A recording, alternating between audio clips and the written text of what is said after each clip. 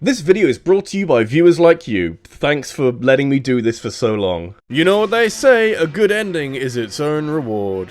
What? No one says that? Well, maybe they should, because it makes sense, and I like the way it sounds, and it helps me to explain why confusing endings leave me feeling a little bit strange. I don't ask for much, but I come to the end of a game seeking answers, and when I find myself surrounded by more questions that may or may not be solvable, I don't know, I just feel a little cheated is all. So gather around, children, and I'll tell you some exciting tales that get weird at the end and leave you scratching around on internet forums for weeks afterwards reading fan theories in the desperate pursuit of closure. Strap in, life is sometimes disappointing.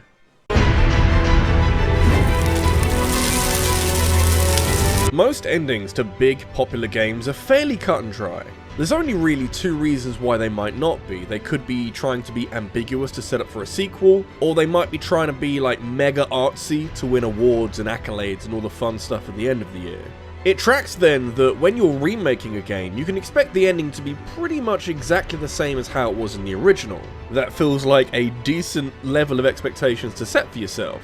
Remember this as we discuss how highly anticipated Final Fantasy VII was as a remake. This project comes with a certain amount of pressure to deliver on the expectations of millions of fans for so long, and do you change the story if everyone knows how it goes and how it ends? Maybe you should change the story because it's so well known at this point. And besides, the combat is already radically different, why not change the story as well? It doesn't take long before you start noticing that little things are different about the Final Fantasy VII Remake. You have the Whispers, who are trying to preserve the original timeline of Final Fantasy VII. Anytime the characters try to deviate away from the events of the original game, the Whispers step in and try and stop them. It gets so significant that by the end of the game, Cloud and his party are literally defying fate by defeating the Whispers. Which is another way of saying that the future events of Final Fantasy VII as a remake are no longer set in stone. This was hinted out several times throughout the game and how Aerith and Sephiroth are aware of how the original timeline is supposed to play out, but I am really interested to know how this all works within the frame of Final Fantasy VII as a project. Is this a new timeline or a parallel universe, or have events been permanently rewritten in all realities? We already know that there's all sorts of shenanigans going on in Final Fantasy VII Rebirth and how the serious event of that game kind of gets undone completely. But what this means is that unlike most remakes, this isn't just retelling a story, it's changing the narrative while being self-aware about it. It's layers upon layers of meta-narrative, and it can be really hard to keep up with at times.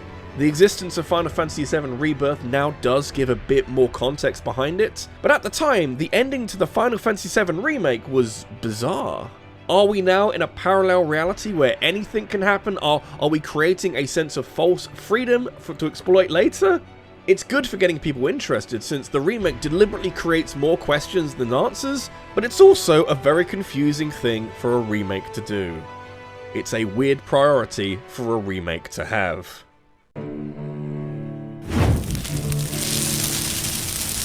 I tell you what, BioShock loves a good plot twist. These generally happen just before the ending, not the last thing that you see of the game, but it's something to really shake the foundations of what you've built up throughout playing this game, and now suddenly the ending is new context and is a lot more interesting. BioShock Infinite, meanwhile, spends most of the game trying not to be BioShock, almost like it's ashamed to be a part of it. It's got this really bright atmosphere, the visuals are really sunny, it's got a simple rescue plot, you're just after this girl in a tower, and it's full of these larger-than-life, really colourful, vibrant characters. However, despite being this like antithesis of BioShock, it soon becomes very obvious that something is wrong here. Reality is not stable in Columbia. There are numerous tears in space and time, and Elizabeth seems to have some kind of control over them. It's mainly used as some kind of narrative device and also like a gameplay mechanic for getting ammo or something. It's been a while, I can't remember exactly how they use it. But it's also a hint to the major twist in this game. You get to the point where you confront the bad guy called Comstock, and Booker DeWitt, the protagonist, dunks him and drowns him in like a bird bath. And you find out that they're in fact the same person, but from different realities. Booker was offered a baptism at some point in the past, and in one reality he accepts it and becomes a zealot called Comstock, and in another reality he refuses it and stays Booker.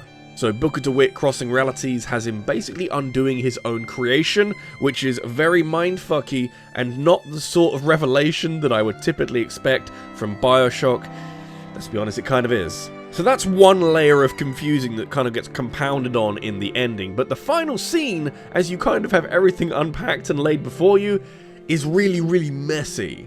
Multiple different versions of Elizabeth appear with Booker at the baptism site, and they drown him at the point of baptism. So Comstock is prevented from ever existing, but does this now end the cycle and prevent Columbia from also ever existing? Because it was kind of his brainchild? Which then has some kind of looping paradox thing because, like, do the events of the game not happen? Was Elizabeth never captured or never rescued? And the songbirds? It's a lot to happen at once.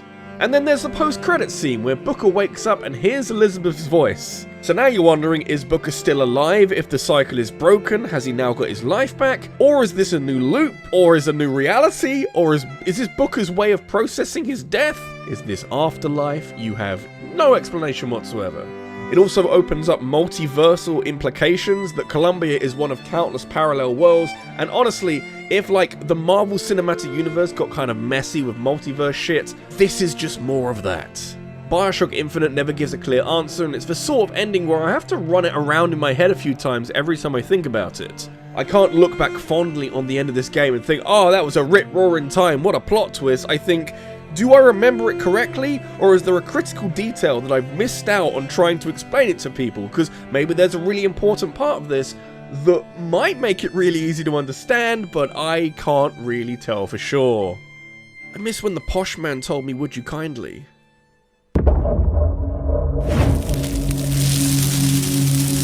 It can be hard enough trying to understand the end of a game when the game has dialogue in it, but non-verbal storytelling makes it so much harder.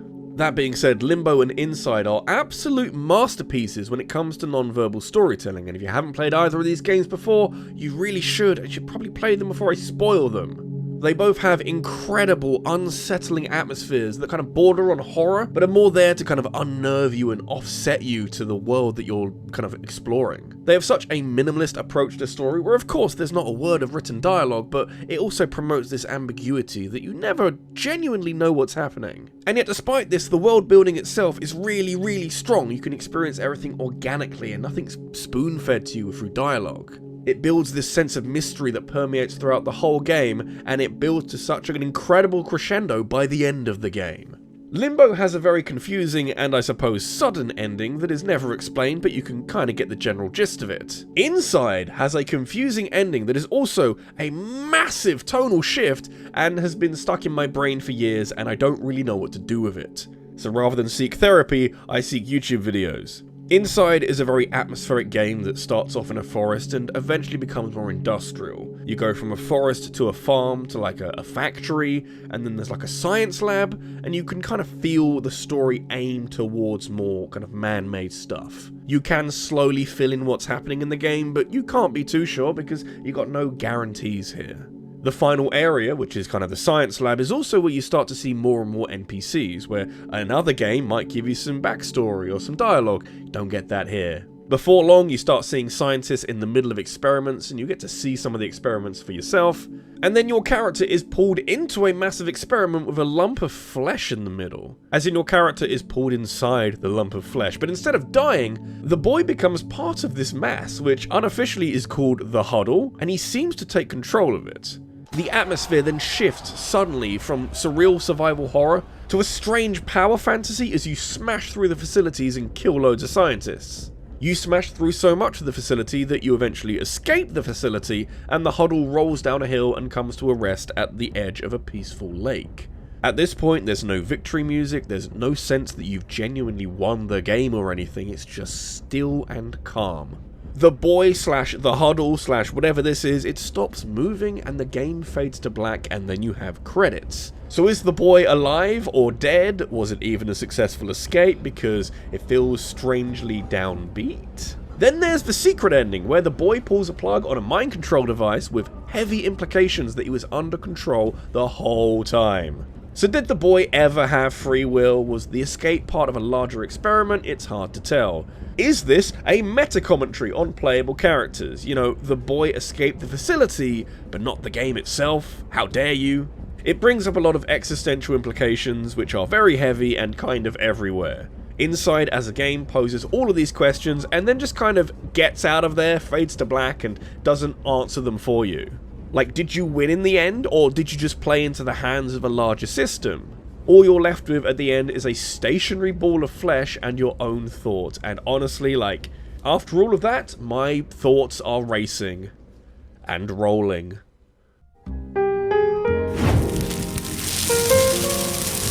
Despite the crazy man who made the Metal Gear games are fairly tame with their endings, let's be honest. They do love a last-minute plot twist or something dramatic happening, but they generally seek closure above all else, and they do provide a somewhat definitive answer to most questions asked during the events of the game. Unless they're being deliberately vague for a sequel, of course. Like, look at MGS4, it's quite possible the most closure you could ever ask a video game ending to have. There's no confusing stuff here, there's just a lot of threads that have been wrapped up in like an hour-long epilogue.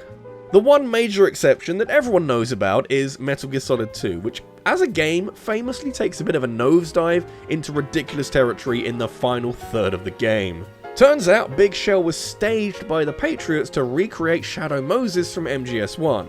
A tasty little meta commentary about how successful MGS1 was and how like the sequel is just like the first game, except Raiden's here instead of Snake and it's like a subversion of expectations. It's all very clever. But it also shows that Raiden didn't have much free will here and was more like a test subject to see if he would act like Solid Snake. We also have the now famous codec calls with the Colonel, where his dialogue starts glitching out and it becomes very strange before eventually revealing that he is actually artificial intelligence. We have some very famous fourth wall breaks to really reinforce this point, where he starts talking about memes and human control, so we're actually breaking the fourth wall in a scary way. Thank you for that. But at the same time, it's hard to tell if the AI is breaking or if it's intentionally fucking around with Raiden. It's just a bit of everything. The AI kernel mentions that the Patriots want to control human thought by filtering information, and there's a suggestion that free will is being edited behind the scenes without any trace. Which all plays into the idea that this whole mission feels like a scripted simulation. And yet within the world of MGS2, there are real-world consequences here. Like, serious things happen at the end of this game that feed into future titles. It's hard to get away from the meta-commentary angle either, because it's a scripted simulation much like MGS2 as a video game, and the AI kernel does imply pretty heavily that Raiden's life was shaped by the Patriots, so did he experience anything real, or was it all part of the test? Is the test, like, decades long at this point? And guess what? There's a post-credits scene that revealed that the Patriots are all dead, and have been for absolutely ages. So who put the test in place then? Was the AI out of control the whole time? Was it just working off of memory? Like, what's going on here? The player has questions about what the fuck is going on, and Raiden has major questions about his identity and about the world around him, and the game offers no answers whatsoever. All it does is blur the line between simulation and reality, and just kinda runs with that. These feel like very strong and very ambitious themes to go for when MGS1 was all about fighting terrorists on an island. I really miss Liquid Snake and his sunglasses, I do. He was cool.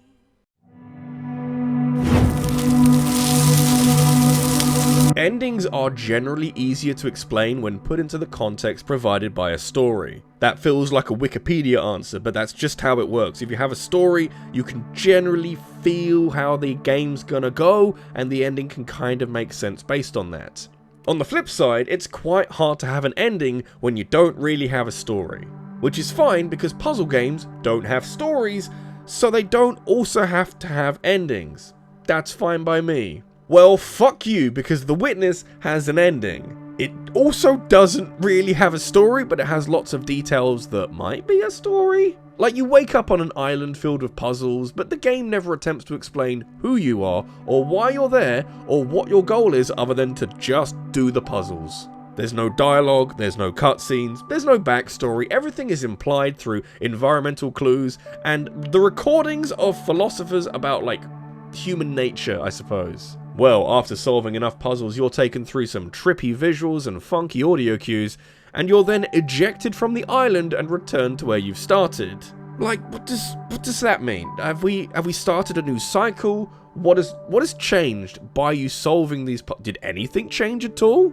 You've effectively made something that has no sense of closure at all. And if you're hoping that a secret ending of some sort might change this, you're sorely mistaken, and that's not because there's no secret ending. Oh, there really is. But the secret ending is just as unhelpful. If you solve every puzzle, which is quite hard to do to be fair, you unlock an ending that shows a first-person recording of someone waking up in a real-world location. They get out of bed, they interact with objects in the room, and you might notice that they're kind of like puzzle mechanics from the game. Which implies, there's that word again, that the entire game was a dream or a simulation or some kind of alternate reality? It's never explained how this all links to the island and the puzzles that you've been solving for the past several hours.